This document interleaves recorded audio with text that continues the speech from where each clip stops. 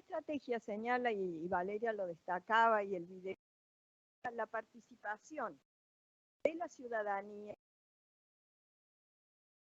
de los distintos cuerpos del Estado, del sector privado en la elaboración de esa participación es contra la corrupción o luchamos todos y eso está demostrado. Tenida la participación logra. Esto no se acaba. La participación tiene que estar en la implementación de este plan de 210 meses, que es muy detallado y que marca distintos caminos o instancias donde la participación de la ciudadanía o de las distintas oficinas del Estado o del sector privado será esencial para lograr el éxito, para que esto se transforme. Esa implementación alcanzará solo con dictar o renovar los códigos, y una recomendación sería no multipliquen los códigos, porque la honestidad y la transparencia y la integridad es una, así que podrían hacer un código para todas las, y como código de ética, como código de los estándares que deben guiar la conducta de los funcionarios, eso estaría bien. No creo que cambie mucho la Secretaría de la Presidencia o la oficina encargada de migraciones o ninguna oficina de compras. Los estándares, que son los que van en los códigos de ética, la integridad como honestidad. No, la transparencia es como una medida de una moneda de dos caras. Es información, pero es integridad, no es información por la información.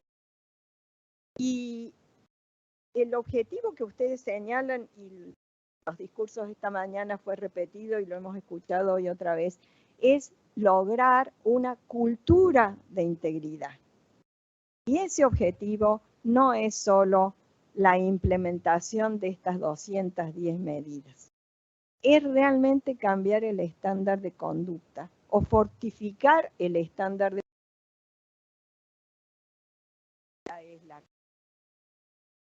Una es realmente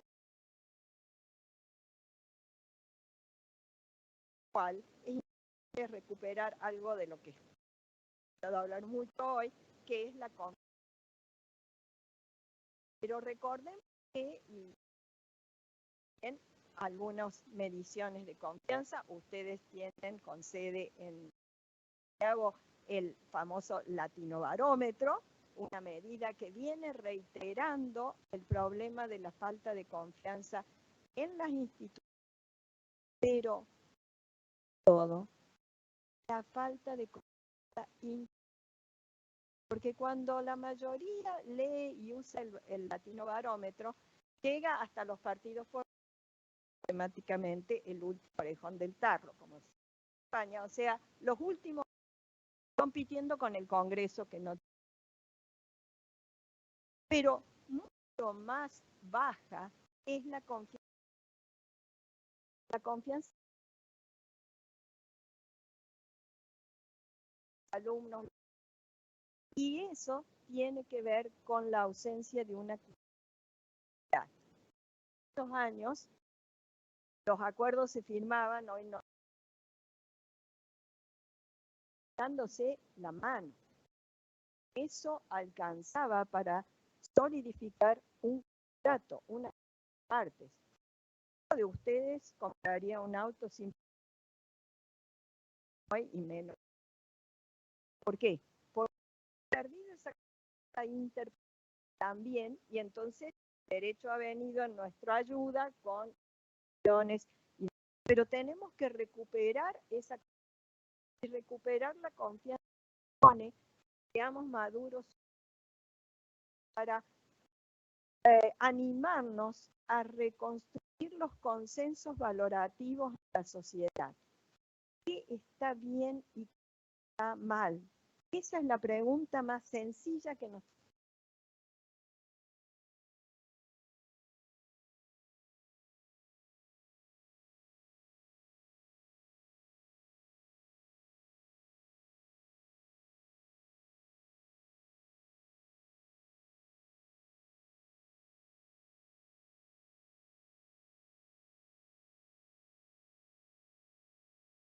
las autoridades formaron una comisión para que estudiara e hiciera.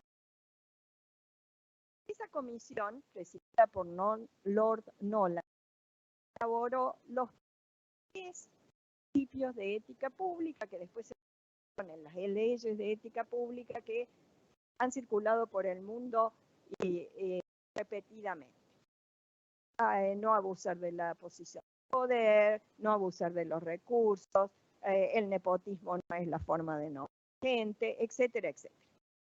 Cuando Lord Nolan le manda esos 10 principios al primer ministro, dice en su carta, dentro de esa página dice, empezamos haciendo una encuesta entre los parlamentarios, preguntas como, por ejemplo, ¿está bien que el parlamentario le pase al parlamento la factura de la tintorería, la factura del jardinero de la cuñada, etcétera, etcétera, todos casos reales? Y hemos descubierto que para los parlamentarios no está claro lo que está bien y lo que está mal. Y estoy hablando del Reino Unido, una democracia sólida. Esa es la clave. Tenemos que hablar de esto, aunque parezca a largo plazo, aunque parezca algo más difícil de lograr que aprobar una ley de ética pública, crear el registro de beneficiarios finales o un registro de lobbyistas. Ese es el gran desafío. Y en la mayoría de los problemas de corrupción, lo que está en la base es la muy problemática, pero muy problemática relación entre el dinero y la política. Y esto tiene que ver con las campañas, y la estrategia lo incluye, tiene que ver con las compras públicas, tiene que ver con los conflictos de interés que van mucho más allá de nombrar o no parientes. Los conflictos de interés son la ventana de oportunidad para la corrupción acá y en cualquier parte del mundo. Y eso tiene que ver con esa relación dinero y política. Pero tiene que ver con una corrupción que no permanece igual en el tiempo.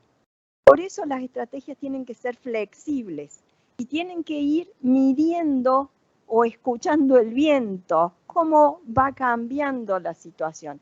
Hace 30 años, cuando Transparencia Internacional fue fundada, la principal preocupación era lo que llamamos microcorrupción o pequeña corrupción, o el soborno, el pedir algo a cambio de que el funcionario hiciera algo que era su deber o de darle a un ciudadano algo que tenía derecho a recibir. 30 años después, el fenómeno de corrupción es completamente distinto, muchísimo más complejo, muchísimo más complicado, muchísimo más riesgoso de atacar.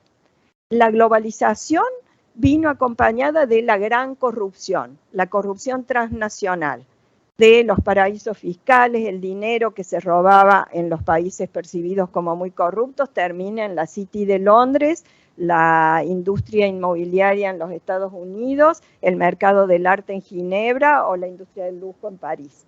Ahí terminan los fondos. Bueno, este es un problema global.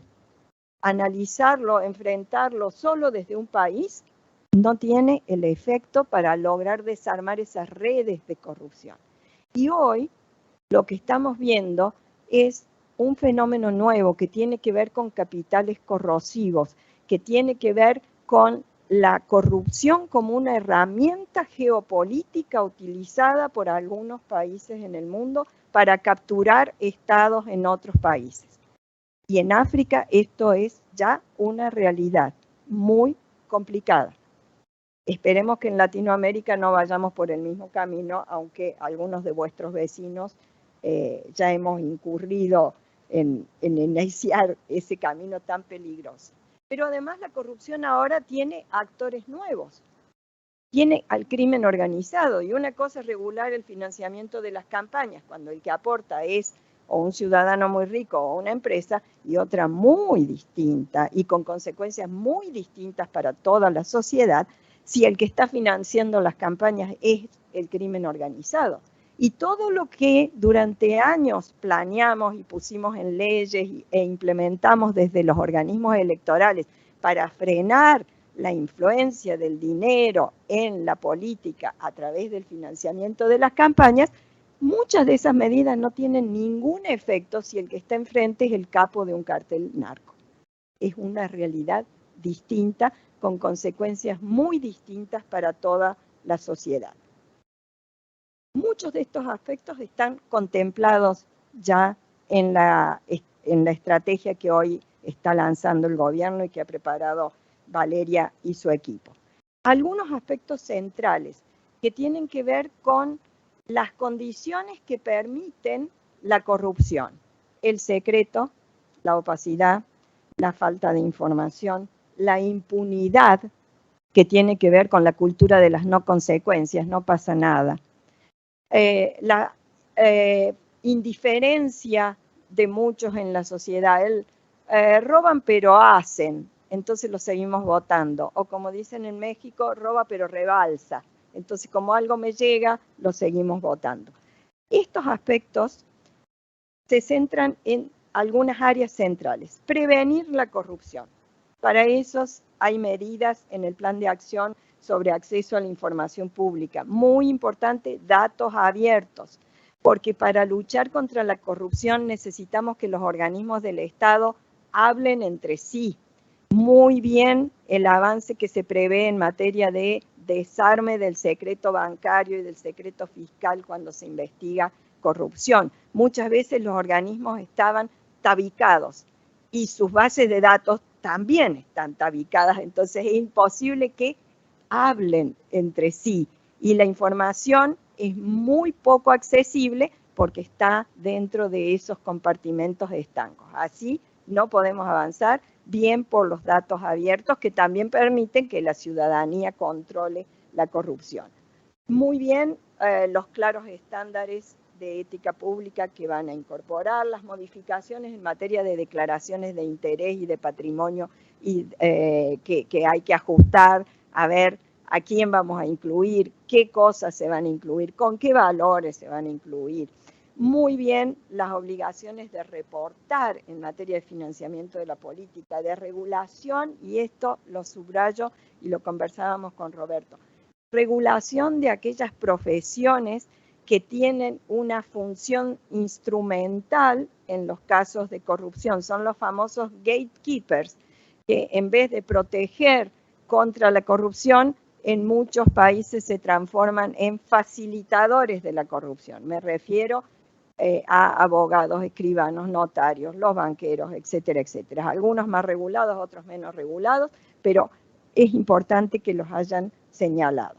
En todas estas cuestiones preventivas hay que poner en la implementación mucha atención a las ciencias del comportamiento.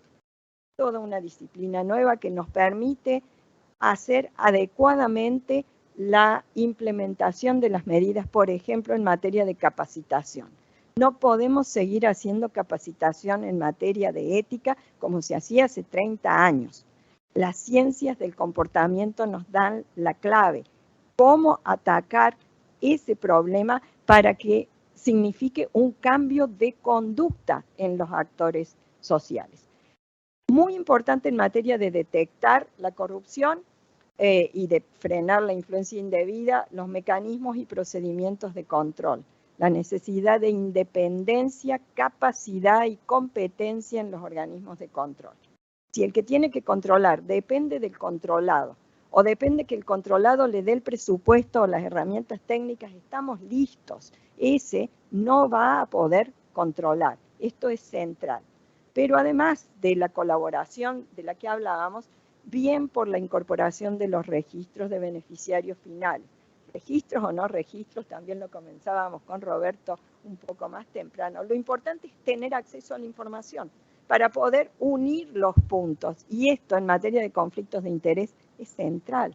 Saber quién es dueño de qué y descubrir cómo se conectan todas las redes para poder trabajar adecuadamente en la detección de la corrupción. En materia de lobby, una pequeña advertencia. El lobby no es igual en todas partes del mundo. Los latinoamericanos tenemos la tendencia a regular el lobby a partir de la experiencia americana, donde en la calle K de Washington están todas las consultoras que representan empresas que están regadas por el territorio. y que actúan frente al Congreso de los Estados Unidos, no directamente sus directorios, sino a través de los lobistas profesionales. Eso en muchos de nuestros países no funciona así. El lobby se da en la cancha de golf, o en la casa privada del presidente de una compañía, o en la casa de campo del narcotraficante de turno. Entonces, cuando pretendemos captar el fenómeno del lobby con registros o registros de audiencia, la verdad nos estamos haciendo un flaco favor. Si el lobby no funciona así, miremos cómo lo vamos a enfrentar.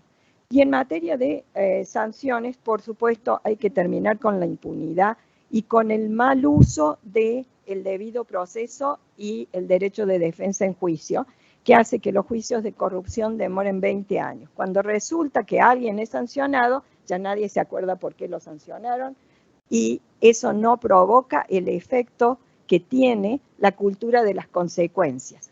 El que incurre en un acto de corrupción tiene que usar su derecho de defensa, pero ser sancionado una vez que se ha probado el caso en tiempo oportuno.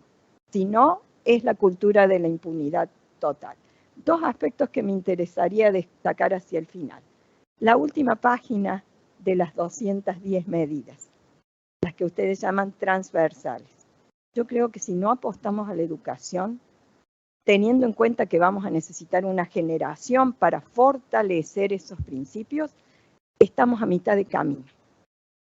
Por lo tanto, celebro esas últimas 10 medidas que ustedes llaman transversales, que se dedican a enfocar la educación, y creo que habría que ir mucho más allá de la educación formal y utilizar todos los mecanismos a nuestra disposición para poder generar una verdadera cultura de integridad.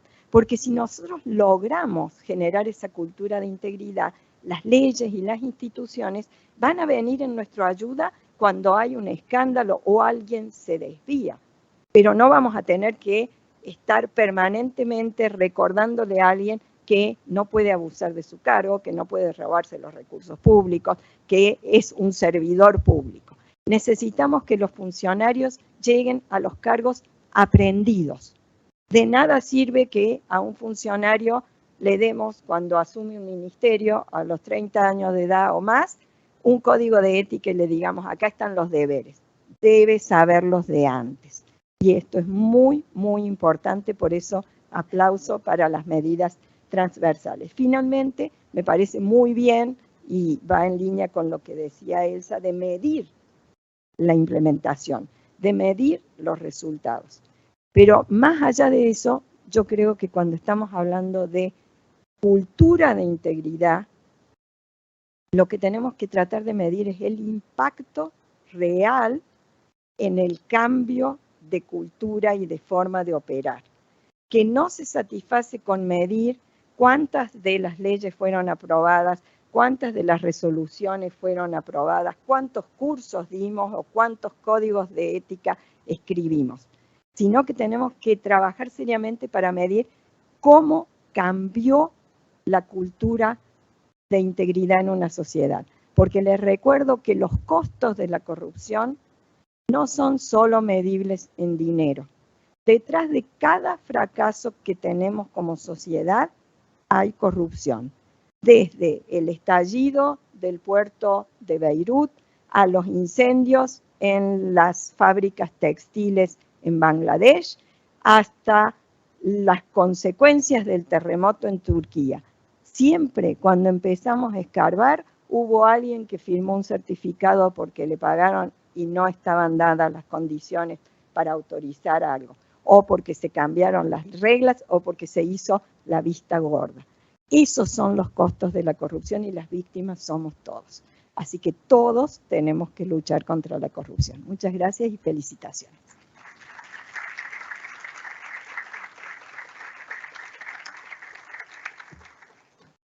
Muchas gracias, Delia, por tu exposición. Les comento que a través del código QR hemos recibido ya varias preguntas. Tenemos un sistematizador de esas preguntas, que es Franco. Así que, Franco, si quieres, pasa adelante para hacer las preguntas. Cada panelista tendrá 5 minutos para referirse a las 2 preguntas que hemos sistematizado del total que llegaron. Buenas tardes, muchas gracias por su exposición, muchas gracias a todos por las preguntas que enviaron, que han sido varias. Agradecemos el entusiasmo y también el escrutinio que hacen ustedes de lo que hemos armado juntos. Tenemos 2 preguntas sistematizadas, me parece que una mira hacia atrás, hacia lo que hemos hecho, y otra hacia adelante, hacia lo que tenemos que lograr todavía. Una de ellas nos dice, mirando hacia adelante, que viendo los niveles de desconfianza que hay en la ciudadanía, y los niveles de ajeno con lo que se sienten con palabras como el Estado, pero aún más con la corrupción, para qué decir la transparencia, ¿cuál es la forma más efectiva o qué herramientas tenemos para dar cuenta de los resultados de la estrategia? O incluso solamente de comunicar que las medidas se están implementando. Y la otra, mirando para atrás, para lo que ya hemos hecho, nos llegaron un par que apuntaban a lo mismo, una en específico los códigos de ética, que dice que cada institución tiene sus propias peculiaridades, sus propias estándares de conducta, sus propias particularidades. Y ante eso es difícil hacer medidas comunes. Entonces una pregunta de ¿qué tanto nos sirve hacer estos trajes estándar o estas construcciones top-down desde arriba, si es que en realidad tendríamos que encontrar trajes a medida para cada institución, para cada problema? Les doy la palabra.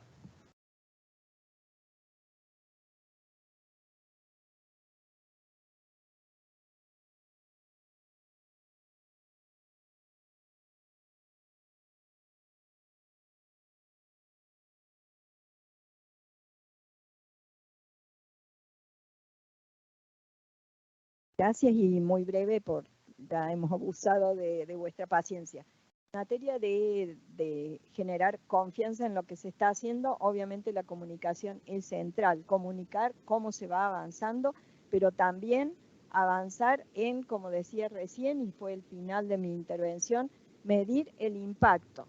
¿Cómo vamos a hacer para medir el impacto? Y doy un ejemplo que me enteré esta tarde conversando con una colega del Parlamento chileno sobre cómo han implementado el Parlamento abierto y las sugerencias de la población y cómo se las ha tomado en cuenta. Y me contaba, y eso es impacto, porque no es cuántas observaciones recibimos a este proyecto de ley, no es cuántos artículos se pusieron, sino que algún ciudadano marcó que a la ley le faltaba X mención de algo y eso fue incorporado y nadie lo había visto hasta ese momento y eso ahora está incorporado en la ley para beneficio de todos los ciudadanos afectados por el problema que la ley regulaba, que era una enfermedad en particular.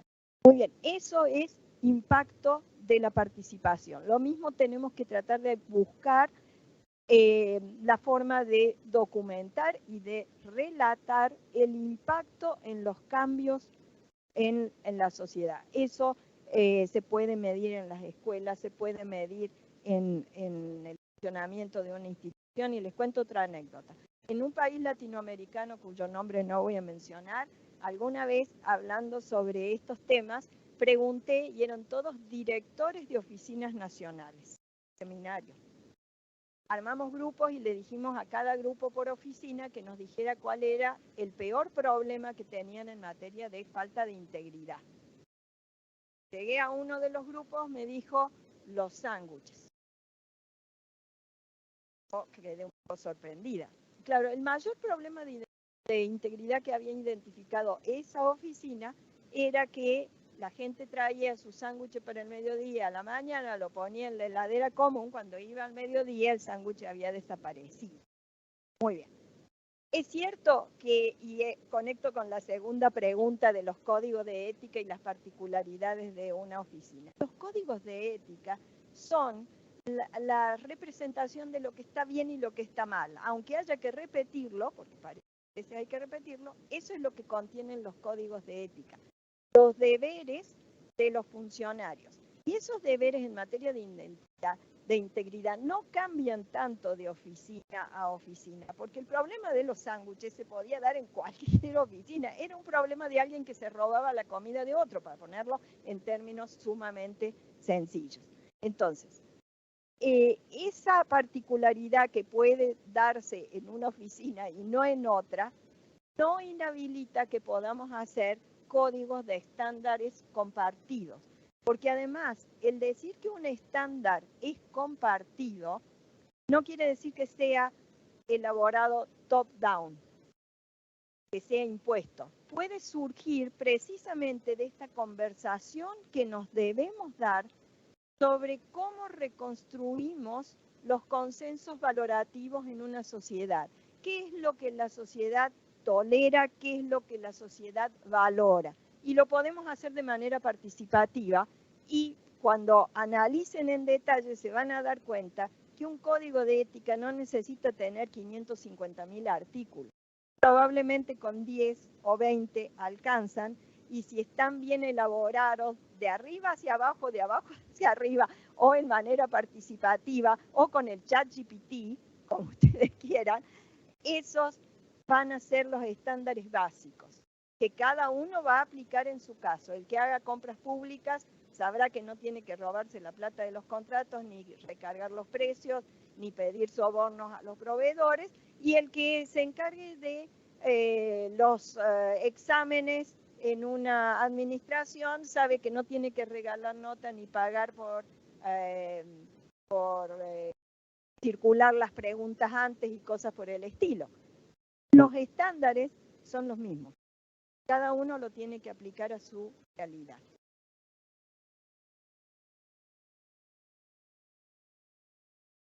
Maybe to rebound on what Delia said in the reverse order. Human beings are the same, whether they are in the Ministry of Justice or in the army or in a local government. What drives corruption is the same weaknesses in all human beings across the world, and certainly across institutions in a similar country. I think what Delia said about the fact that it's a whole of society approach, that we have to agree on the values, agree on what is also corruption, what is the lack of integrity, is extremely important. So it's not because it's whole of government that it's top down.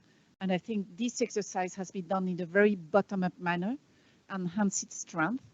The fact that it's whole of government, in our view, is something that is a strength.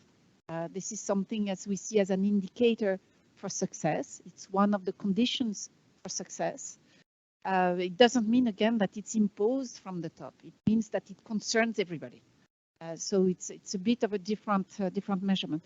Now, regarding communications, there's something here that is really important about the question, because public communications has changed. We cannot communicate in a top-down manner in the way that we used to communicate in the past, just thinking the truth is coming from, the center of government down to the people. That today is not working for different structural reasons and the evolution of societies. And we know that public communications has to be brought up with also social listening. So when we communicate about the results, this communication has to talk to the people. They need to see their experiences reflected in that communication. They need to understand what it means for them immediately in their daily experiences. That's become a very difficult job for policymakers in terms of public communication, but I think that can be done with a lot of social listening. But that's a big challenge coming up. And I think it's the same for anti-corruption and integrity as it is for any other public policy in government today. We have governments that are investing heavily today in public communications. Some have hired thousands of people to do public communications only at the center of government because of this social listening, because it's almost participatory public communication now. It's not top-down communication anymore. And that will be very important, I think, for the credibility of the strategy in the future.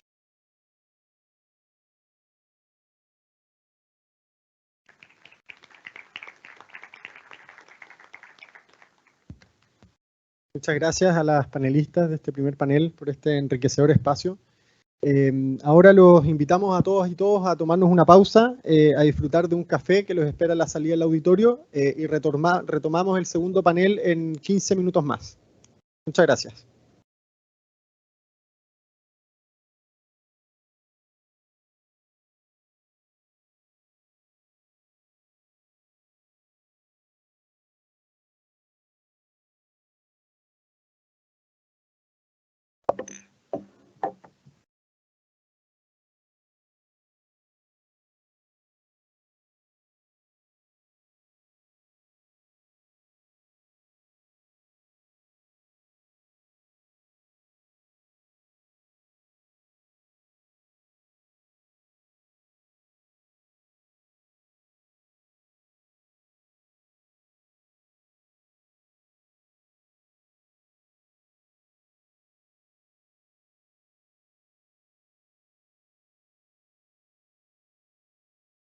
Invitamos a todas y todos a retornar a sus asientos, ya que daremos inicio a la segunda parte de la actividad. Así que a los que siguen de pie les pido que vayan tomando asiento, por favor.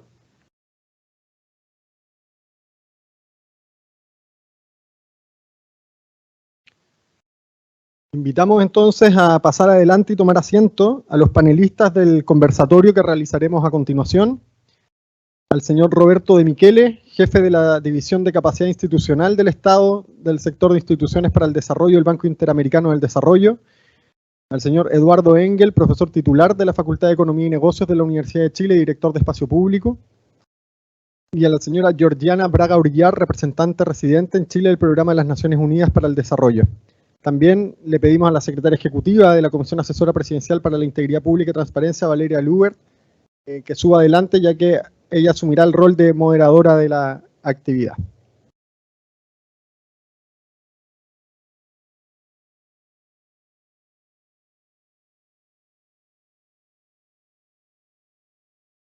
Bueno, buenas tardes. Muchas gracias, Eduardo, Georgiana y Roberto, por estar acá. Este panel va a ser un poco más relajado. Vamos a tener una conversación en este bloque con personas que tienen mucha experiencia en el análisis del problema de la corrupción, sus causas y las formas de combatirla, las estrategias. Y entonces, en esta primera ronda de preguntas, les voy a solicitar que puedan comentar cuáles son los desafíos del futuro del combate contra la corrupción en Chile y de qué manera una estrategia nacional de integridad puede contribuir a este objetivo. En el orden que ustedes quieran, si quieren.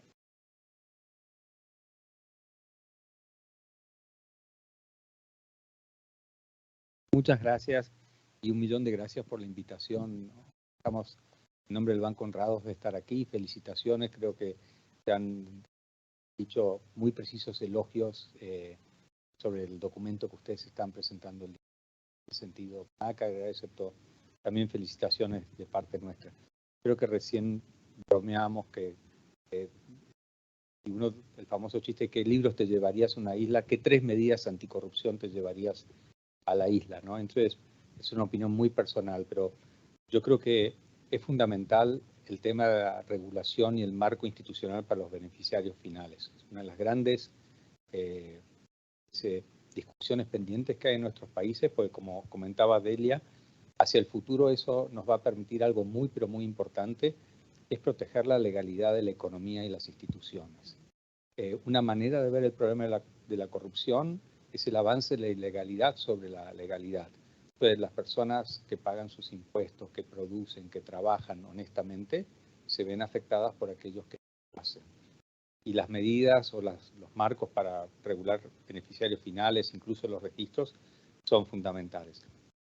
Eso el BID con la OCDE produjo 2 manuales de implementación de este tipo de reformas. Estamos ayudando a los países varios países de América Latina o a mejorar sus registros existentes o a crear los marcos legales para luego crear los registros. Esa mi lista que me llevo a la isla es la primera.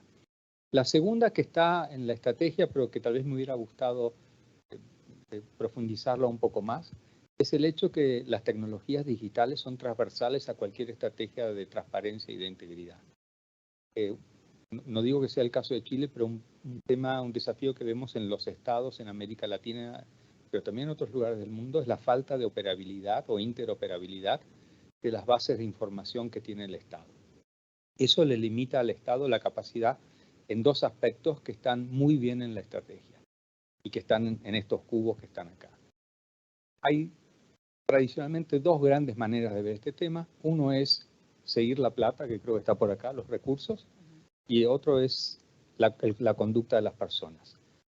Las tecnologías digitales permiten integrar el análisis preventivo, pero también de detección de posibles irregularidades, en particular en el tema de recursos. El uso de plataformas georreferenciadas que hay en algunos países de América Latina han ayudado mucho en esa dirección, e incluso en un punto muy original que tiene la estrategia, que es como el tema de género. La plataforma Mapa Inversiones de Obras Públicas en Argentina tiene directamente vinculado al presupuesto la infraestructura del cuidado. La plataforma en Paraguay tiene directamente vinculada una herramienta inteligente que detecta preventivamente alertas de fraude en adquisiciones y spoiler alert, estamos haciendo la evaluación de impacto del primer año, habría ahorros por arriba de los $8 millones simplemente de adquisiciones que no se hicieron. No había nadie sobornando a nadie. Procesos de adquisiciones que se paran ahora automáticamente. La tercera medida que yo me llevaría a la isla es una medida que tiene que ver con algo que tal vez podamos culpar a Eduardo más adelante, que es comprender mejor cómo los recursos van a un área crítica del gasto del Estado, que es la infraestructura. Le decía a Delia hoy a mediodía que hemos invertido y tenemos muy buenos resultados en las fases primarias del ciclo de la infraestructura, con medidas de transparencia, integridad e incluso prevención de conflictos de interés. Pero en parte gracias a los trabajos de Eduardo y de otras personas, hoy sabemos que la mayor parte de las maniobras irregulares en la infraestructura y las de mayor significación se producen al momento de la ejecución. Y además se producen al momento de la ejecución años más tarde que se firmó el contrato.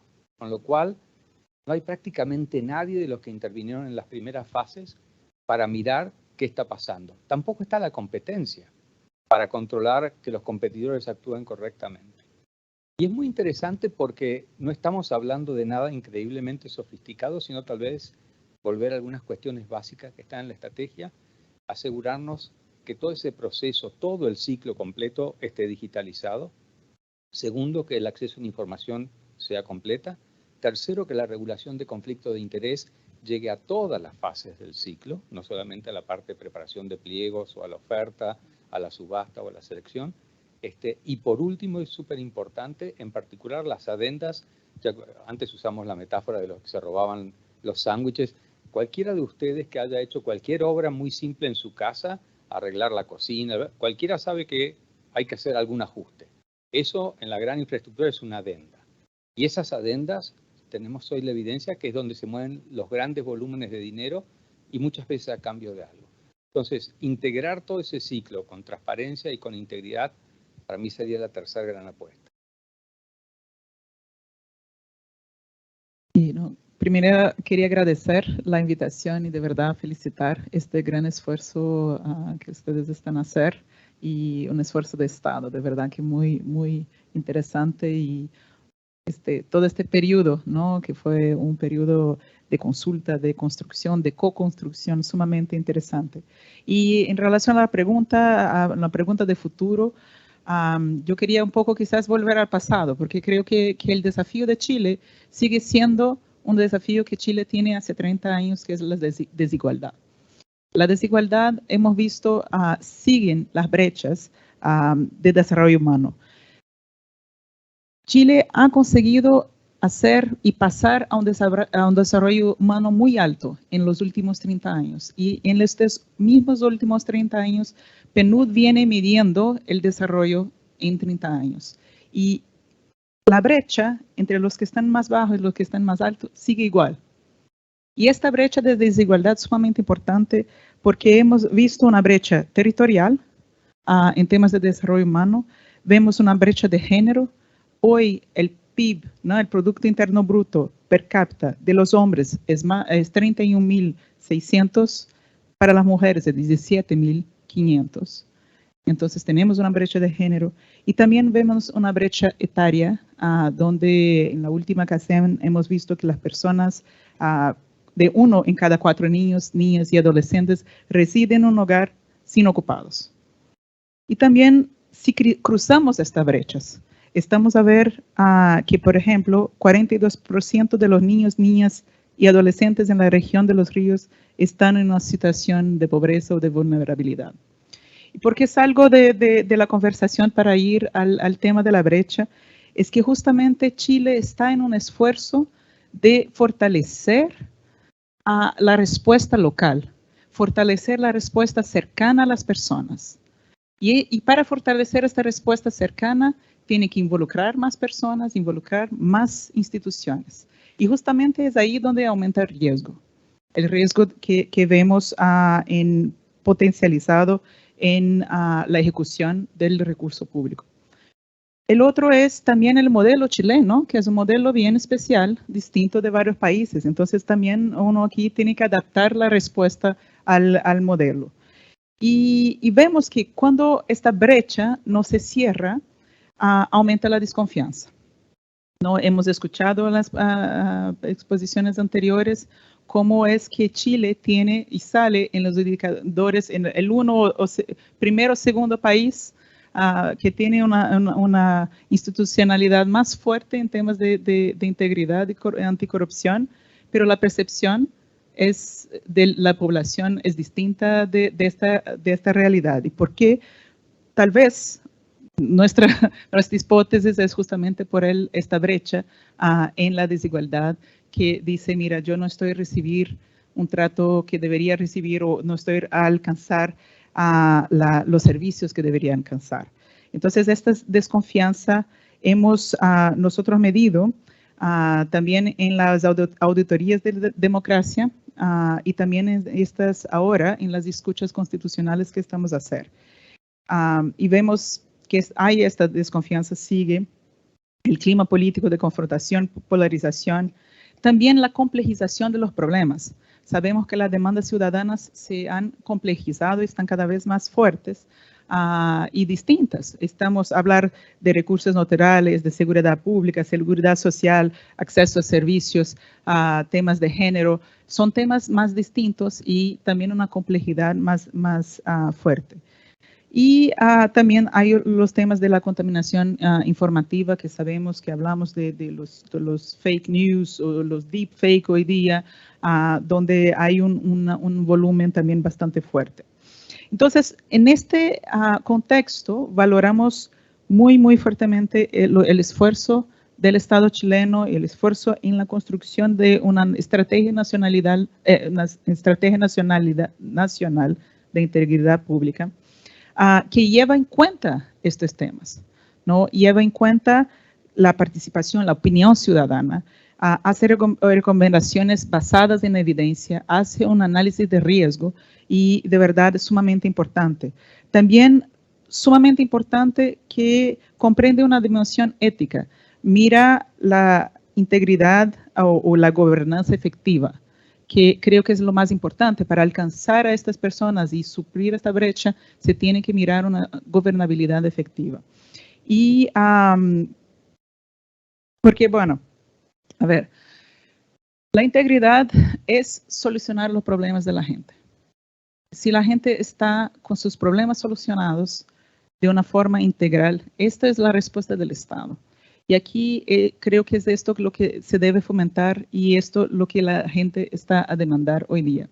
Entonces, de verdad, otra vez, valorar este esfuerzo que va en este sentido, tanto en producción de evidencia, análisis de riesgo y respuesta a una demanda ciudadana. Muchas gracias. En primer lugar, felicitar a Valeria y a todo su equipo por este documento, esta agenda. Potencialmente este puede ser un cambio copernicano en la historia del combate a la corrupción en Chile, porque se propone pasar de una agenda que en general ha sido reactiva a una agenda proactiva que además permanece a través de gobiernos en el tiempo y pasa a ser una agenda de Estado, algo que no ha tenido. Es un desafío mayor, viene ahora la implementación, viene el desafío de que lo tome el próximo gobierno, pero es la primera vez que se ve algo así y me parece sumamente prometedor y nuevamente felicitaciones y lo mejor es su éxito y también ganas de colaborar en todo lo que podamos desde la sociedad civil. Yendo a tu pregunta, Valeria, déjame agregar un elemento adicional en ese equipaje en la isla de Roberto y que es Chile. En este grupo lo van a creer, pero uno dice esto afuera y lo miran como si viniera de Marte. Chile tiene buenos indicadores de control de la corrupción y en América Latina, lo dice el informe, junto a Uruguay, son los dos países que están en primer lugar y con todo el respeto a mis vecinos acá, juegan otra liga al resto de América Latina, no es solamente que están un poco mejores, simplemente a otro nivel, ¿no? Está entre 1 y 1,5 de un estándar sobre el promedio y el resto está el promedio para abajo. Es decir, realmente es jugar en ligas distintas, aun cuando las personas no lo percibían de esa forma. Cuando uno le pregunta a la gente que construye estos indicadores en transparencia en el Banco Mundial, la respuesta simplificada que a uno le dan es que el gobierno central en Chile tiene grados altos de probidad y los gobiernos subnacionales y los municipios manejan pocos recursos. Es decir, básicamente a nivel municipal en Chile, y ahora que estamos en un proceso muy importante y deseable de descentralización, hay un riesgo muy grande de espacios de corrupción. La comisión que tuve el honor de presidir se construyó con muchas ideas que venían de antes, como todas las comisiones en Chile, que también ha hecho Valeria en este documento, pero sí hubo un área en que sentíamos que era un aporte del cual se había hecho muy poco y que realmente era novedoso, era el tema municipal. Nuestro diagnóstico era una combinación de muchos espacios para corrupción y también mucha debilidad institucional. Acá no era solamente un tema de corrupción, sino también de que no tenían los equipos para hacer las cosas. Y tuvimos un observatorio anticorrupción que fue midiendo semana a semana durante más de 3 años los avances que había en cada una de estas áreas. Y hubo áreas en que hubo avances muy notables en las 21 áreas temáticas. El área con menos avance fue el área de corrupción municipal. Ahora, hubo avances, hubo una medida que se aprobó y que fue muy efectiva, pero contraproducente en las percepciones, y que fue el límite a la reelección de los alcaldes. A partir de 2021 en Chile hemos tenido que un alcalde no puede estar más de 12 años en el cargo, tener 2 veces la reelección. 2 de los escándalos de corrupción municipal recientes se destapan cuando sale un alcalde que estuvo muchas veces décadas, aparece una nueva administración que hace lo que hace cualquier nueva administración, mirar un poco las cuentas, los papeles, y descubre que hubo casos de corrupción grandes. Estamos hablando acá del caso Maipú y sobre todo el de Vitacura. Pero esto tiene la ironía de que, habiendo sido una medida exitosa, incrementa la percepción de corrupción. Porque claramente tenemos ahora la capacidad de descubrir casos que antes no se descubrían. Nadie se toma la molestia de explicarle al público que cuando ven estos casos, son casos de varias décadas que se descubren gracias al avance que tiene Chile en este tema, y que esto significa que esto se va a notar en el futuro, porque los nuevos alcaldes van a saber y alcaldesas van a saber que llega el momento, va a tomar un periodo relativamente breve, va a haber alguien nuevo que va a entrar y por lo tanto van a haber contrapesos para descubrir lo que hagan, lo que no existía en el pasado. Eso toma 10 años en tener efecto. El efecto inmediato es que uno sabe más de las cosas que suceden antes y la opinión pública no lo percibe de esa manera. En ese sentido, y complementando las muchas novedades que aparecen en lo que está en este documento, en lo que explicaron desde la OCDE, etcétera,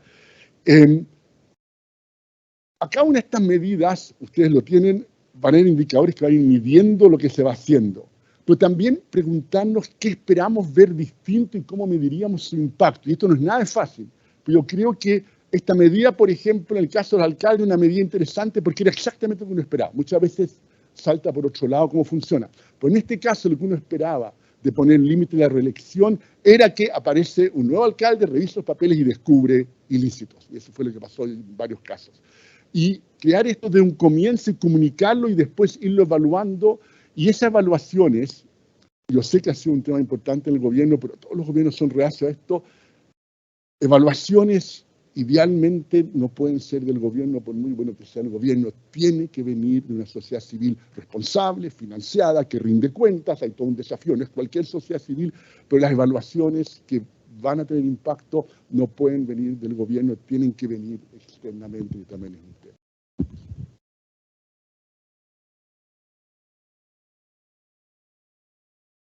Muchas gracias a los tres.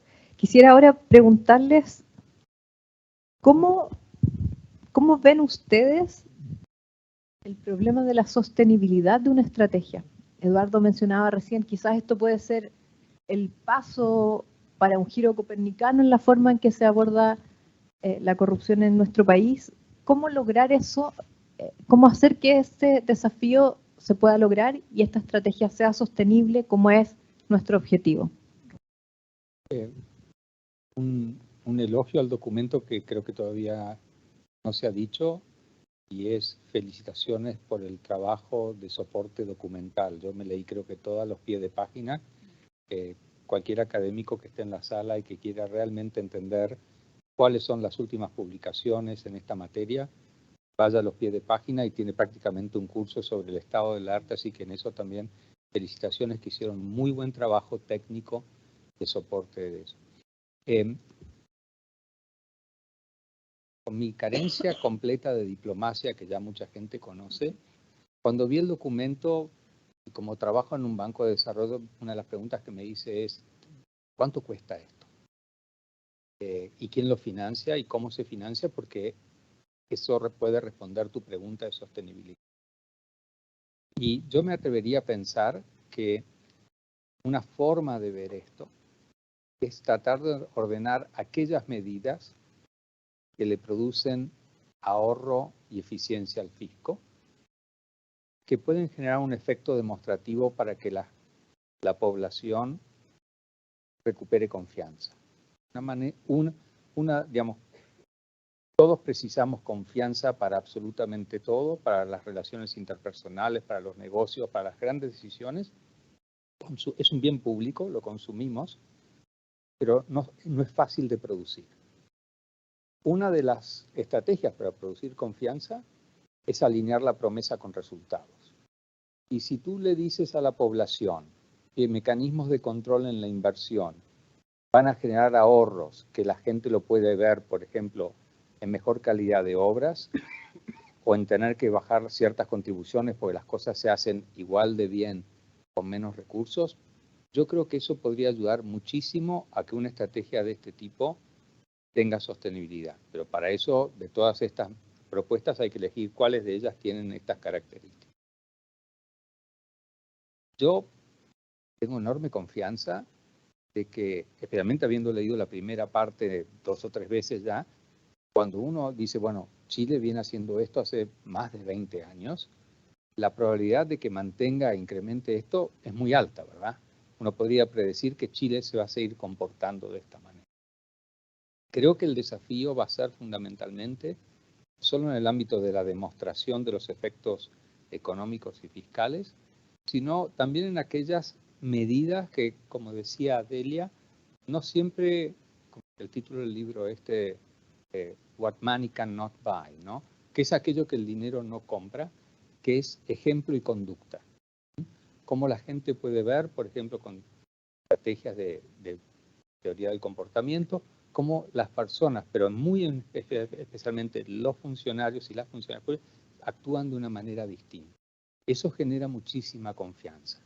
En algunos países que Delia y yo hemos recorrido en más de 3 décadas, uno ve algo parecido y ve que los funcionarios ostentan un nivel patrimonial absolutamente injustificado.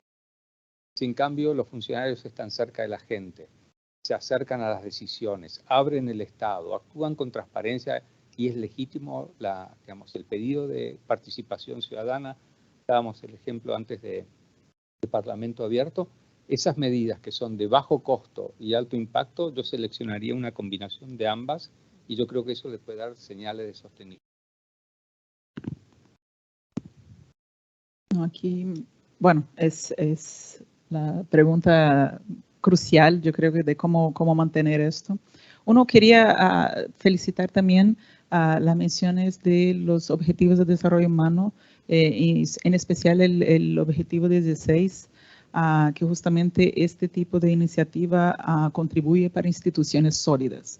Y creo que en esto es el mantenimiento del Estado, es reforzar la democracia, trabajar en estos temas. Y sumamente importante para el futuro y para institucionalizarlo es también la opinión pública. Como yo mencionaba, PNUD entre 2010 y 2018 ha medido con las auditorías de la democracia la percepción de la corrupción en Chile y ahora estamos también siguiendo con el informe de desarrollo humano y con los estudios en relación a la propuesta constituyente. Y se sigue esta percepción de que el Estado no está entregando o que tiene una percepción elevada de corrupción. creo que aquí acercarse a la ciudadanía, como ustedes ya empezaron a hacer con las consultas, con participación ciudadana, es sumamente importante porque las personas tienen que hacer justamente también una presión a sus dirigentes. Esto tendrá que pasar por un congreso, esto tendrá que ser parte de un presupuesto. Entonces, esta conexión directa con el ciudadano es sumamente importante. Pero yo creo que también es importante tener el tema de las buenas elecciones que ya están en Chile o buenos ejemplos. Y aquí voy a aprovechar también contar una anécdota. Recién tuvimos a la Procuradora de Colombia que nos pidió un apoyo a una visita a Chile y quería conocer varios de los trabajos en Chile en temas en varios temas. Y uno de ellos eran la minería. Y entonces nos sentamos con Codelco porque ellos querían saber cómo se hacía aquí en temas de la minería ilegal de Chile. Y entonces nos sentamos con Codelco y Codelco decía, pero es que no hay. Entonces, y ellos intentando, pero ¿cómo? Porque la minería ilegal financia el tráfico que financia, el narco que financia, y ellos, pero es que no hay.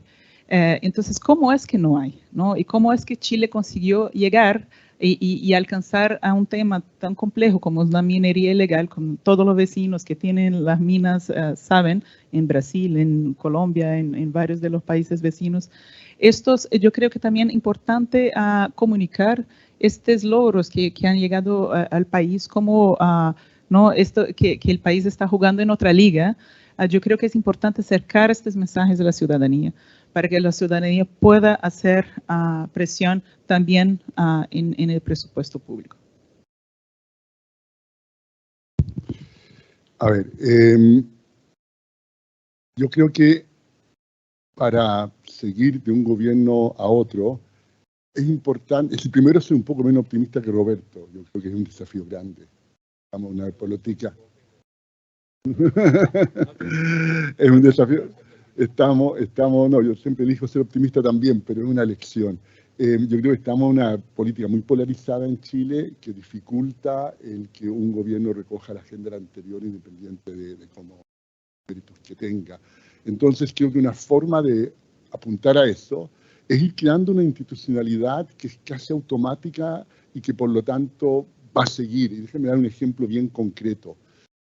Yo creo que sería muy valioso evaluar las reformas que hemos hecho en materia de anticorrupción en Chile en los últimos 10 años. Algo de eso hacen ustedes en esta cuestión.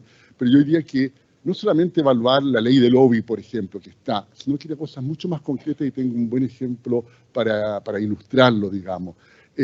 Si uno tiene evaluaciones regulares en que automáticamente una nueva legislación se evaluó los 3 años, el próximo gobierno le va a tocar evaluar esas, porque le tocó en ese momento, y va a tener el costo de no hacerlo, que aparezca en los medios gente diciendo a la sociedad civil por qué no lo hace. Entonces uno crea una cierta rutina que evalúa estas medidas.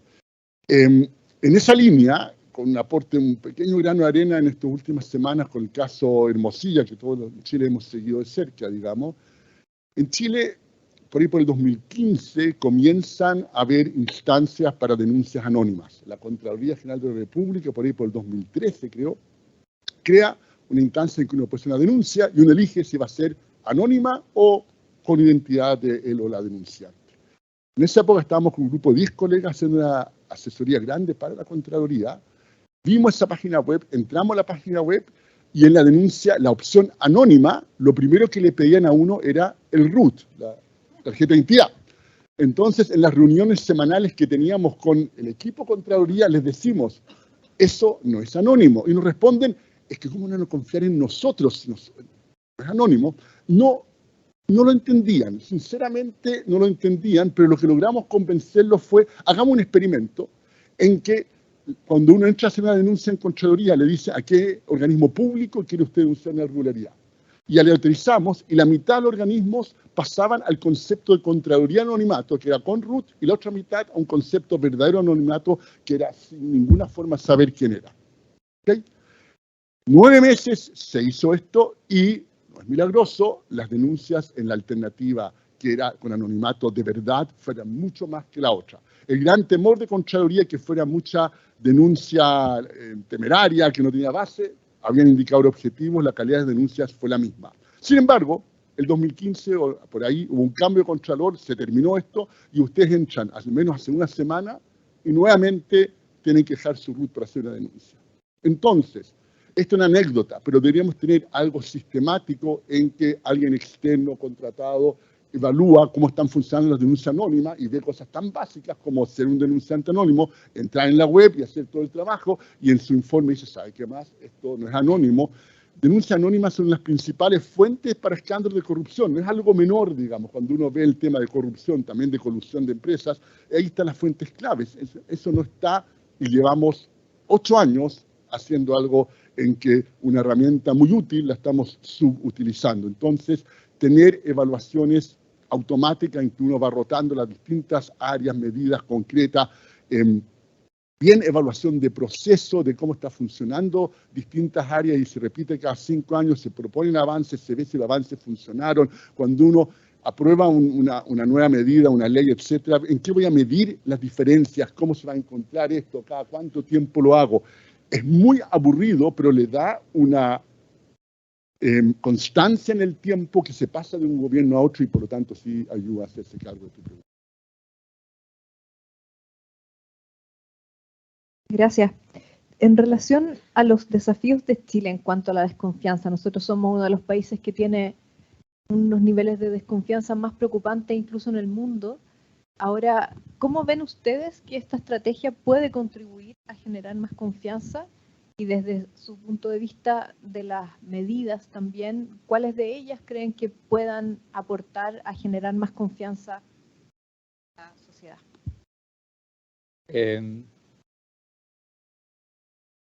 Y también, de paso, respondiéndole a Eduardo sobre el optimismo y el pesimismo. Dicen que un optimista es un pesimista mal informado.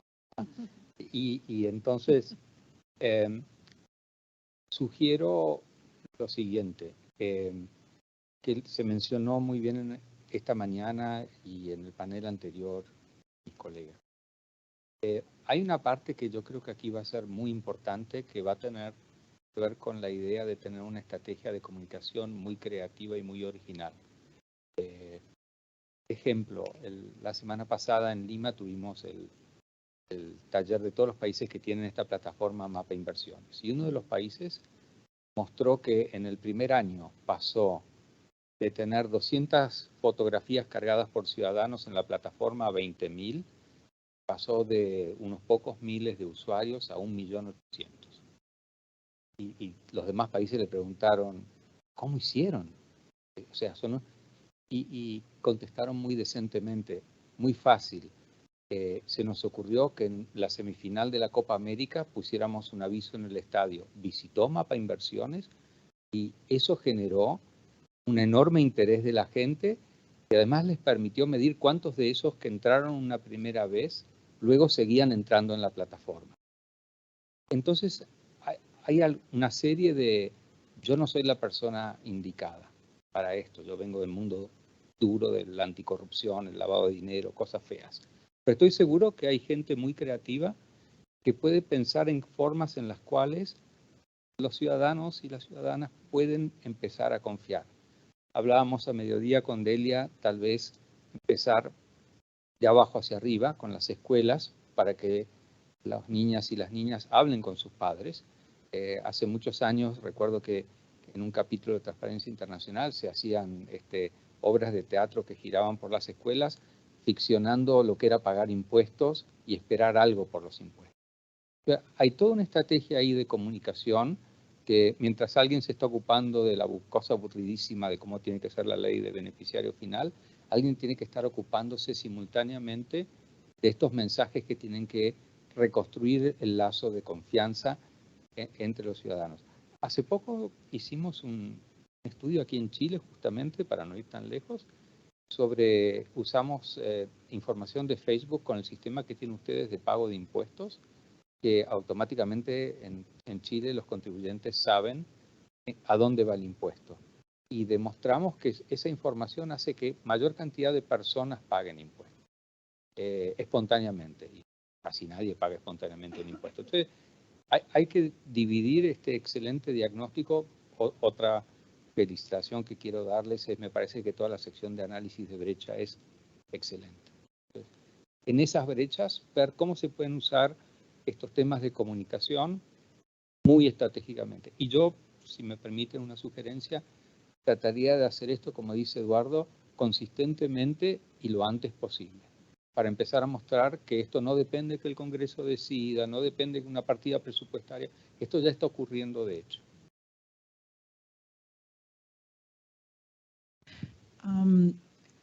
Sumamente importante el tema de comunicación. Yo creo que tenemos que hacernos cargo de los tiempos que están cambiando, las maneras que las sociedades están a interactuar, de las demandas ciudadanas distintas. Y creo que como instituciones no hemos cambiado. Los partidos políticos no han cambiado. La forma de participación no ha cambiado. Yo creo que aquí hay una deuda con actualizarse con la ciudadanía. Los jóvenes ya no participan más de los partidos políticos como se participaba antes, ¿no? Hay una manera distinta de participación ciudadana. Muchas veces se hace un like en una página y esto es una impresión de que se participa o de verdad es una participación.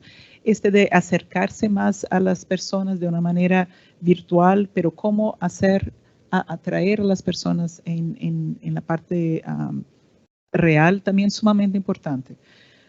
Un ejemplo hicimos en Brasil cuando yo estaba allá. Hicimos un llamado a los jóvenes, eran jóvenes de comunidades menos incluidas. Entonces eran jóvenes LGBT, personas que habían utilizado drogas, personas indígenas, mujeres, personas de áreas aisladas. Hicimos una convocatoria para que conocieran presupuesto público. Quieren aprender y teníamos 50 lugares para este curso. Y dijimos, esto es súper aburrido. Tenía un tope hasta 25 años. Y a ver cuántos se van a inscribir. Tuvimos más de 1000 inscripciones. Querían aprender, querían saber, no habían, y de verdad tuvimos que hacer varias olas de este curso. Me fui de Brasil y seguían con el curso, porque hay una demanda, pero no nos hemos acercado suficiente de una manera, porque el llamado, la convocatoria fue de una manera un poco más divertida en redes sociales y ocurrió esto, los jóvenes se inscribieron. Entonces yo creo que hay una manera diferente que tenemos que, y también acercarnos a que conozcan presupuesto público, que conozcan cómo funcionan las instituciones y también la complejidad de estas instituciones. Creo que ahí hay este acercamiento crea confianza. Y hoy día, esto fue 2015, 2016, hoy día varios de estos jóvenes siguen en instituciones de sociedad civil y hacen de verdad ese seguimiento en relación a los fondos públicos. Me parece sumamente importante que sigan. Dos ideas relacionadas con tu pregunta, Valeria. La primera, una de las temáticas que abordamos en el 2015 era volver a tener educación cívica. Era un ramo que existía mucho tiempo atrás, antes que yo fuera a la escuela, ya no me tocó, así que hace mucho tiempo. Volver a tener una versión de eso en las escuelas desde la básica en adelante, pero se dejó bien desestructurado. Yo he escuchado un montón de anécdotas, pero ninguna evaluación de cuánto se ha hecho. Y es un tema en el cual uno puede hacerlo en forma muy aburrida y irrelevante, y se puede hacer en forma muy entretenida y participativa en línea, con algunos ejemplos que mencionó Roberto, en actividades, debates, situaciones concretas que haría, que no haría, digamos, etcétera. Ahora, hay un desafío grande en un mundo polarizado, en que hay una parte importante del espectro político que demoniza el pago de impuestos. Entonces hay un tema político que esto no está ajeno a eso tampoco, y hacerlo como que si fuera así es un tema que lo complejiza. Así que ahí ahí hay una posibilidad al menos de hacer cosas interesantes en la participación ciudadana con educación cívica y con volver a ver nuevamente qué se ha hecho, y una vez que se ve que se ha hecho, cómo se puede hacer cosas más creativas. Un segundo ejemplo, y también cierro el círculo con lo que dijo Roberto, lo que Roberto llama adendas en Chile son los convenios complementarios que han habido en concesiones, y en cada país varía un poco el nombre, pero es la idea que en el tema de infraestructura, que hay muchísimo dinero envuelto y que como cada proyecto es distinto de otro, es más difícil detectar corrupción, porque cuando uno compra lápices hay un precio mercado y cuando paga alguien el doble es muy fácil preguntarle por qué pagó el doble por un bien que es totalmente homogéneo. En el caso de un proyecto de infraestructura, cada proyecto tiene diferencias y no es muy fácil calcular cuál sería el precio sin ningún soborno, sin ningún sobreprecio. En ese tema, lo que hicimos en un trabajo conjunto con Nicolás Campos, Ronald Fischer y Alexander Galetovich fue tomar todos los casos de todos los proyectos de Odebrecht, que hizo en 8 países de América Latina, 88 proyectos, y simplemente usar documentos legales y de medios de investigación para ver cuánto había aumentado el costo en aquellos proyectos en que hubo sobornos y en aquellos en que no hubo. Hay muchos motivos por los cuales pueden aumentar los costos de un proyecto de infraestructura, y a veces aumentan muchísimo, ¿no es cierto? Pero uno de ellos es la posibilidad de que hayan sobornos de por medio. Acá no hay ningún proyecto en Chile, dicho sea paso. Odebrecht trató de hacer proyectos en Chile en los 90 y se fueron sumamente desanimados porque el gobierno no estaba dispuesto a recibir. Pero hubo 8 países de América Latina en que estaban dispuestos a recibirlo, ahí está la evidencia. Pues bien, en la mitad de los proyectos en que no hubo sobornos, el costo aumentó en un 5% en promedio. Inicialmente iba a costar 100, por distintas cosas que sucedieron costó 105. En cambio, en la mitad en que hay evidencia de sobornos, el aumento fue de un 70%. Iba a costar 100 y costó 170. Y está el tema que ha relevado Roberto y que es básicamente que durante la competencia que hay cuando uno asigna un contrato de este tipo, a pesar de que hay problemas, funciona bastante bien. Ha sido un avance muy importante y hay que agradecer a las personas del BID, del Banco Mundial, de las multilaterales que empujaron esto en los 90, en los años 2000, en todo el mundo en desarrollo. Pero lo que viene después, que es un periodo mucho más largo, sobre todo en el caso de concesiones o APPs que dura 20, 30 años, hay muy poca supervisión, muy poca información y mucho espacio para renegociar. Vamos a una nota optimista. En Chile hubo una reforma a la ley de concesión en el 2010. Esa reforma fue motivada por renegociaciones que fueron tan escandalosas que crearon la posibilidad de legislar en un tema muy complicado, porque hay un lobby muy activo del lobby de los concesionarios junto con el lobby de la construcción en estos temas. Puede ser totalmente legal, pero igual pone mucha presión al Congreso. Se legisló, el proyecto original quedó 2/3, si ustedes quieren, pero igual fue un proyecto orientado a evitar renegociaciones oportunistas. Elemento clave, existe todo un principio legal en América Latina que es el equilibrio económico-financiero de este tipo de proyectos, que es la excusa para renegociar cada vez que hay una excusa en que el gobierno supuestamente les bajó la rentabilidad. En Chile explícitamente la nueva ley deja fuera eso como motivo para renegociar. Segundo, cualquier renegociación tiene que pasar por un panel técnico experto que visa la renegociación y se asegura que no gane dinero adicional la empresa en eso. Pues bien, las renegociaciones en Chile después del 2010 bajaron un 90%. Esto lo saben ustedes ahora, lo sé yo, quizás Roberto, hemos estado en tantas charlas juntos, pero nadie lo sabe. Eso podría ir de la mano con lo que decía Roberto, de cuánto dinero ahorró eso a los contribuyentes chilenos. Es un tema que nunca había pensado, de la verdad, plantearlo de esa forma. Habría que ser algún supuesto para calcular un número, pero ahí hubo ahorros muy importantes que no aparecen en lo más mínimo en la agenda, porque no hay nadie cumpliendo ese rol de comunicar no solamente los escándalos, sino también cuando medidas posteriores llevan a buenas noticias. Ya estoy tomando nota, todo mi equipo también tomando nota aquí.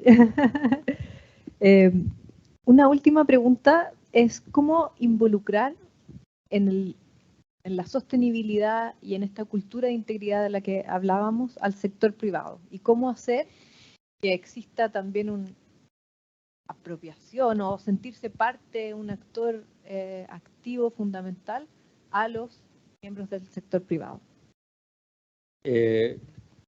Una excelente sección en el documento y en la estrategia. Felicitaciones por haber hecho eso. Yo acá sería cuidadoso y trataría de separar algunos momentos en los cuales es un sujeto a supervisar y en qué momento es un sujeto a involucrar en la co-creación de la política pública. Delia lo mencionó en su exposición. Aunque a veces cueste mostrarlo y convencerlo, la obligación que tiene todo el sector privado, por ejemplo, frente a los temas de debida diligencia con las obligaciones de prevención de lavado de activos, es en defensa del sector privado. Por eso requiere una unidad de inteligencia financiera y compartir información en el futuro con el registro de beneficiarios finales, pero hay que hacer una tarea para devolverle al sector privado los beneficios que tiene cargar con la obligación de cumplir con esas reglas. Entonces, hay algunas reglas en esto que el sector privado tiene que acompañar el esfuerzo del Estado. Después hay otras en las cuales el sector privado creo que puede tener una relación de beneficio con el sector público. Un ejemplo, en Perú hace 3 años y está prácticamente concluido, nos llama CONFIEP, que es la gremial del sector privado, 22 sectores, bancos, etcétera, etcétera, y nos dicen que el sector privado en Perú en ese momento, después de los escándalos de Odebrecht, tenía menos nivel de confianza que el poder legislativo, el más bajo de todos posible. Que le ayudemos a reconstruir confianza en el sector privado, pues si no, no hay negocio.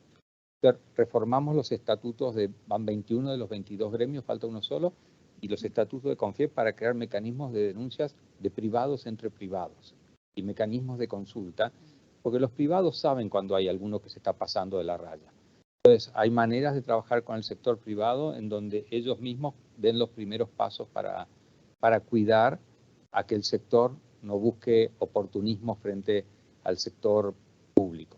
Por ejemplo, hay sectores en los cuales se ofrecen viajes de conocimiento de producto y cosas por el estilo, que son formas encubiertas de a veces favorecer ciertas compras públicas y cosas por el estilo. En tercer lugar, también fue mencionado previamente, y creo que sí está en el documento, y yo, por ejemplo, ahí trataría por ver de cómo se pueden lograr economías de escala, los mecanismos de reporte y de denuncia que el sector privado puede hacer respecto de terceros que estén defraudando al Estado chileno o a los contribuyentes chilenos. Trabajaría sobre eso y sobre mecanismos en los cuales ellos ven que el esfuerzo que están haciendo retribuye. Y por último, vuelvo a la idea esta de generar un efecto demostrativo. Toda demostración que se le haga al sector privado, que por ejemplo se mejoran los sistemas de tramitología, de permisos, simplificación administrativa, que también está aquí, que reduce oportunidades de intercambios indebidos, digitalización de trámites, todo eso para el sector privado no solo reduce costos, sino también elimina oportunidades de que haya requerimientos indebidos.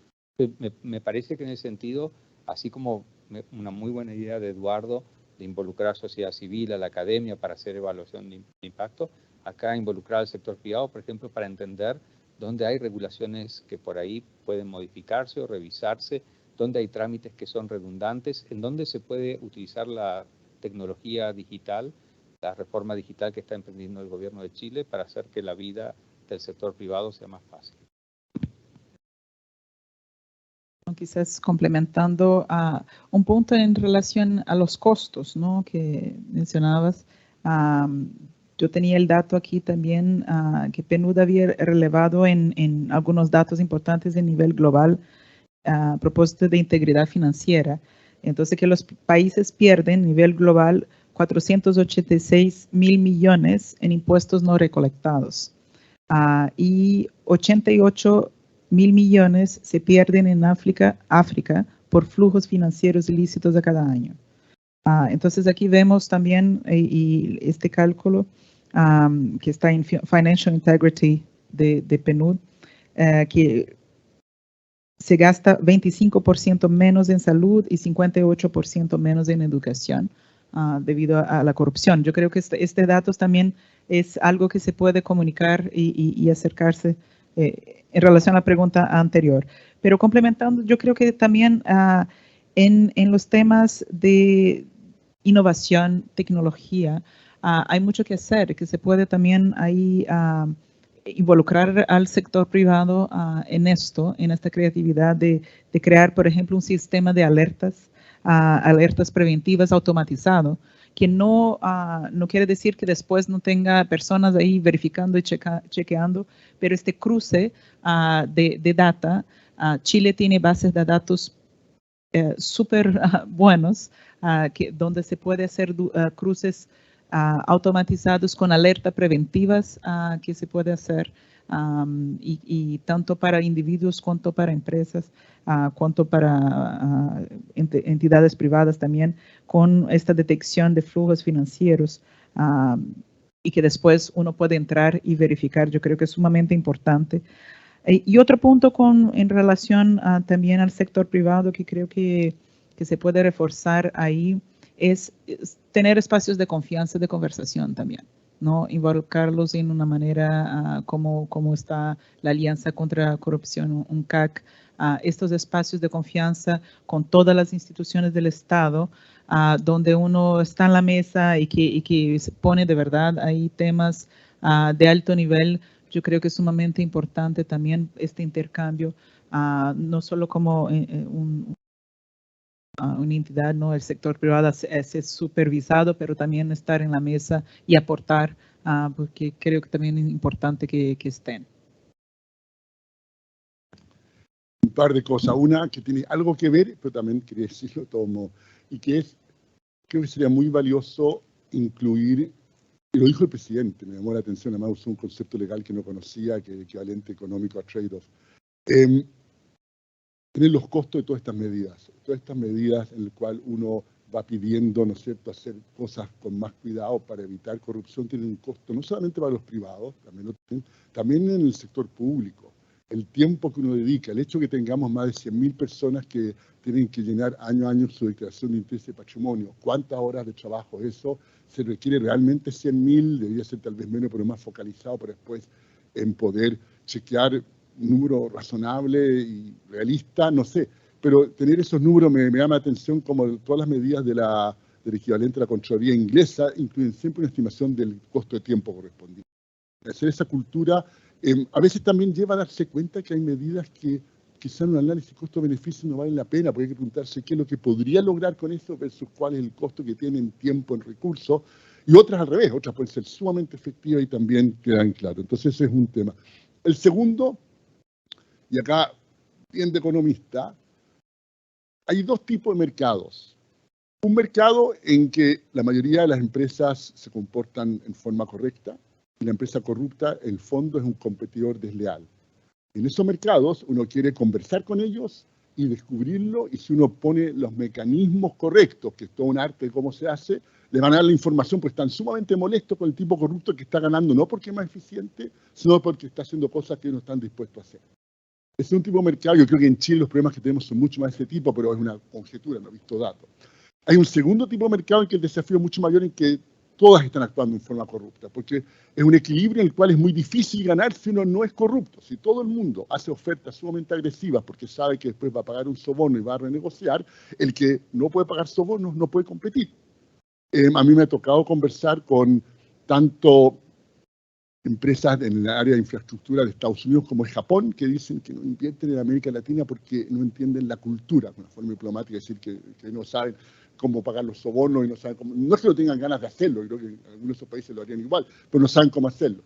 Entonces, y ahí hay un espacio interesante, y eso se me ocurre ahora, para que ustedes trabajen en conjunto con la Fiscalía Nacional Económica. Acá se complementa el trabajo anticorrupción con el trabajo de análisis de mercados.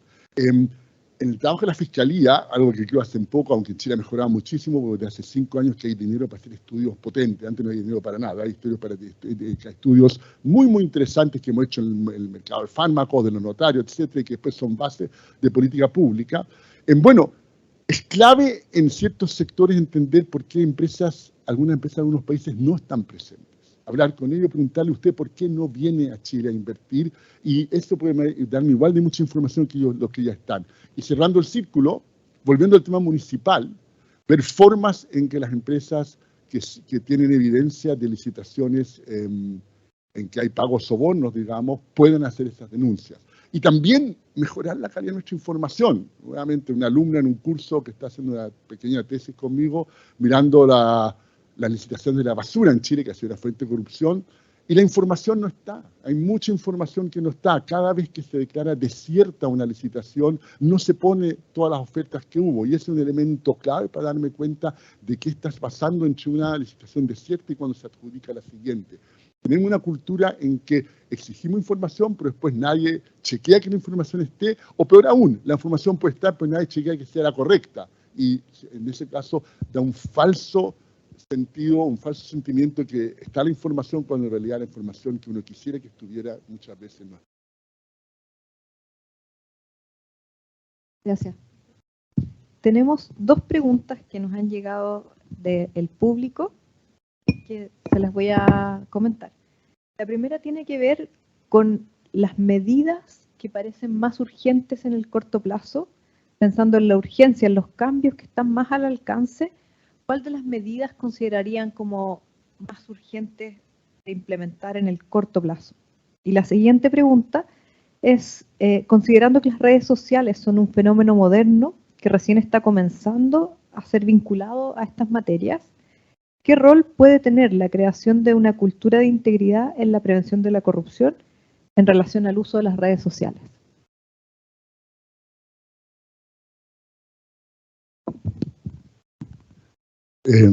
Parto yo y parto con la primera pregunta y dejamos la segunda pregunta a ellos, digamos, porque no tengo mucho que aportar. Ok, en la primera pregunta, digamos, yo partiría, y sé que esto no es lo ideal, pero creo que siendo bien pragmático, partiría con todas las medidas relacionadas con los dos grandes escándalos más recientes, convenio y municipio.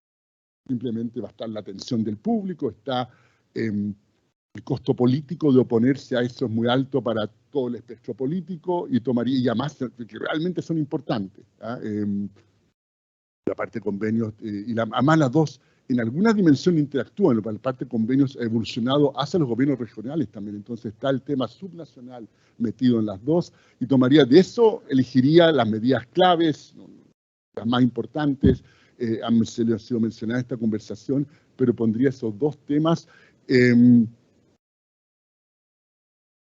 Buscaría un liderazgo compartido entre el gobierno y también líderes de oposición. Mi experiencia del 2015 y 2016 en temas muy distintos, pero también muy sensibles para los partidos, es que transversalmente en los partidos había gente que le interesaba esta agenda y transversalmente había gente que se oponía, que el tema de querer avanzar esta agenda tiene poco que ver con preferencias políticas y más con otro tipo de interés de las personas, si ustedes quieren. Entonces, buscar una alianza en estos dos temas es una buena forma de lanzar esto, pensando así en después seguir con otro.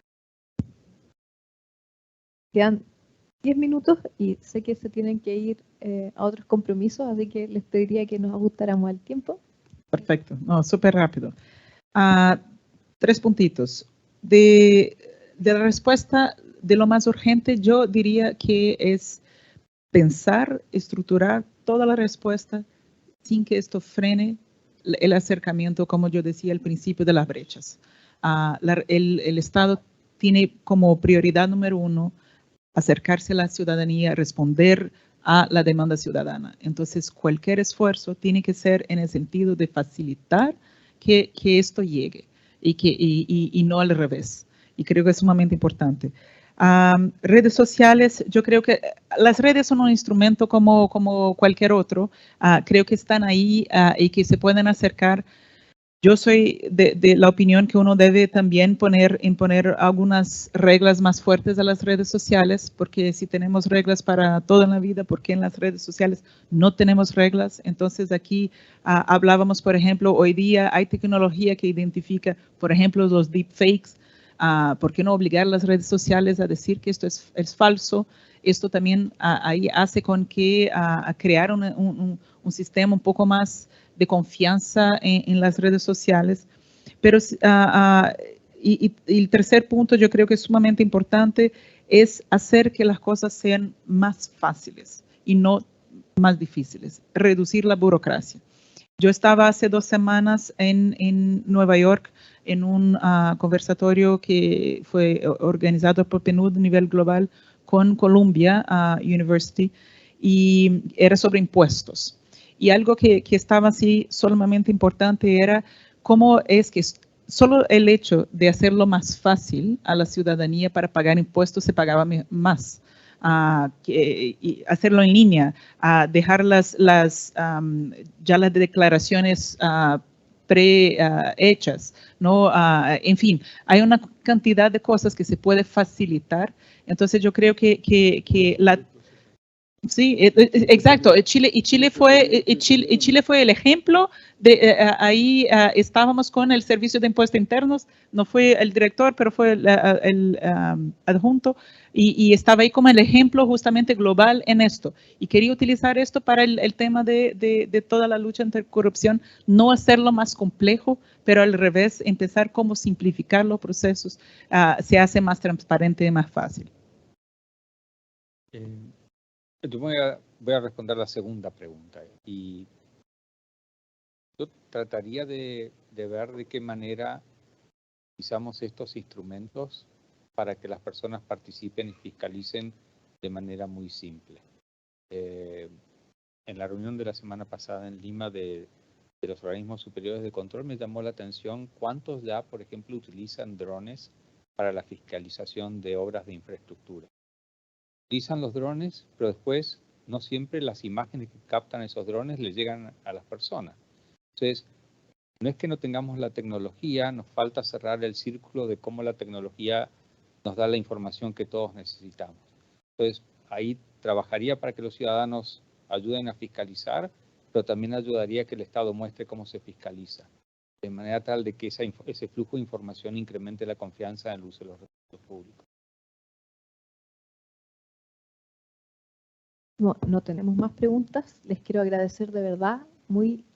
Ha sido una conversación muy entretenida. Hemos tomado nota y hemos disfrutado la conversación que se ha dado. Que les agradezco mucho. Un aplauso para nuestros panelistas.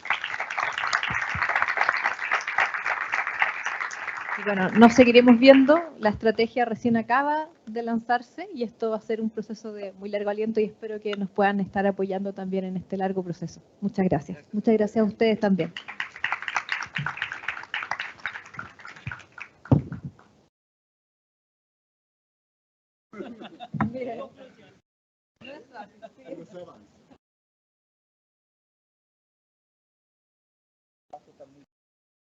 Felicitaciones.